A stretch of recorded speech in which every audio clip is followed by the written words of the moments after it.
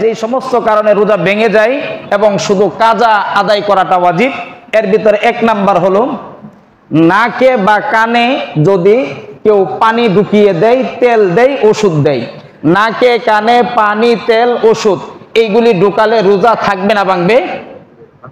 বলেন বলেন। রোজা ভেঙে যাবে। বুঝাইতে পারছি? নাকে কানে পানি, তেল ইত্যাদি ব্যবহার করলে রোজা ভেঙে যাবে। আর এই রোজা শুধু কাজা আদায় করলেই হবে, কাফারার দরকার নাই। এটা সামনে আছে, এটা আছে। তার পরবর্তী 2 নাম্বার, ইচ্ছাকৃতভাবে মুখ ভর্তি বমি করলে রোজা থাকবে না ভেঙে যাবে? এরপরে আসুন, অনেক সময় সেহরি খাওয়ার পরে ফজরের নামাজও পড়ে ফেলছি। আর আমাদের তো জাতিগত একটা অভ্যাস যে সেহরির সময় খাইতে খাইতে যতক্ষণ পর্যন্ত আঙ্গুল দিয়া গলার মাঝে ভাত লাগুত না পাওয়া যাবে ততক্ষণ খাইতেই থাকি, ঠিক না?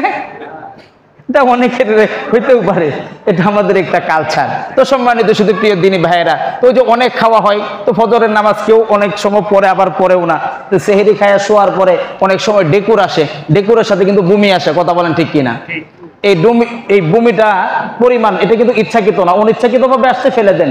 কিন্তু এই বমিটা আসার পরে যদি আবার রিটার্ন গিলে ফেলা হয়, রোজা আছে না গেছে? খুব ক্রিটিক্যাল মাসআলাগুলি। এরপরে আসুন 3 নাম্বার, কুলি করার সময় ইচ্ছাকৃত হলে তো গেছে, অনিচ্ছাকৃত ভাবেও যদি গলার ভিতরে পানি চলে যায় তাহলে রোজা ভেঙে যাবে। নাম্বার 4, কোনো নারীকে অথবা স্ত্রীকে যদি স্পর্শ করে, আগেরটা ছিল স্পর্শ করে না শুধু দেখছে, আগের মাসালায় ছিল যদি কোনো ব্যক্তি কোনো নারী বা স্ত্রীর দিকে তাকানোর কারণে যদি তার দুর্বলতার কারণে স্পাম নির্গত হয়ে যায় তাহলে রোজা মাকরুহ হবে। আর এটা হচ্ছে যদি কোনো ব্যক্তি কোনো স্ত্রী বা কোনো নারীকে যদি সে স্পর্শ করে আর স্পর্শ করার কারণে যদি তার স্পাম নির্গত হয়ে যায় তাহলে রোজা ভেঙে যাবে এবং এই রোজা কাজা আদায় করতে হবে। তারপরে আসুন নাম্বার 5, এমন কোনো জিনিস যা সাধারণত খাওয়া হয় না কিন্তু অযথাই বসে বসে কাঠ, লোহা, কাগজ, মাটি, পাথর এগুলি খাওয়ার জিনিস না, তারপরেও যদি কেউ বসে বসে চিবাই বা খায় তাহলে রোজা নষ্ট হয়ে যাবে। তারপরে আসুন 6 নাম্বার, বিড়ি, সিগারেট, হুক্কা এগুলো যদি কেউ খায় বা সেবন করে তাহলে রোজা থাকবে না ভাঙবে? রোজা ভাঙবে। এরপরে আসুন 8 নাম্বার, বুলে পানাহার করার পর, রমজান মাস বুলে খানা খাইয়া ফেলাইছে, 1 লোকমা খাক, 2 লোকমা খাক, যাই হয়েছে, বুলে কোনো ব্যক্তি পানাহার করার পর এরপর যদি মনে করে যে খাইছি যখন রোজা তো ভেঙে গেছে, পরে মনে করেন পেট ভরে খেয়ে নিছে, আগে যে 2 লোকমা খাইছিল এটা ঠিক ছিল, ভুল হইলেও রোজার সমস্যা হইতো না, কিন্তু পরবর্তী যদি ইচ্ছা করে খায় তাহলে রোজা আছে না গেছে? পরবর্তীতে কাজ আদায় করে নিলেই হবে।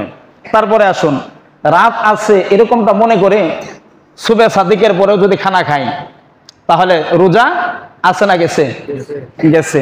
তারপরে ইফতারের সময় হয় নাই, ইফতারের সময় হয় নাই কিন্তু দিন শেষ হয়ে গেছে এরকমটা মনে করে খানা যদি খাওয়া শুরু করে দেয়, ইফতারের 2-4 মিনিট আগেও, 2-3 মিনিট আগেও যদি সে খানা খেয়ে ফেলে তাহলে রোজা আছে না গেছে?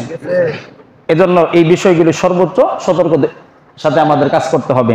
তারপর দাঁত দিয়ে রক্ত বের হলে যদি থুতুর পরিমাণের চাইতে এটা বেশি হয়, এটা কিন্তু ওই যে আগের মাসালা, দাঁত দিয়ে রক্ত বের হয়, এই রক্তটা যদি থুতুর পরিমাণের চাইতে বেশি হয় আর এটা যদি কণ্ঠনালীর ভিতরে প্রবেশ করে তাহলে রোজা নষ্ট হয়ে যাবে।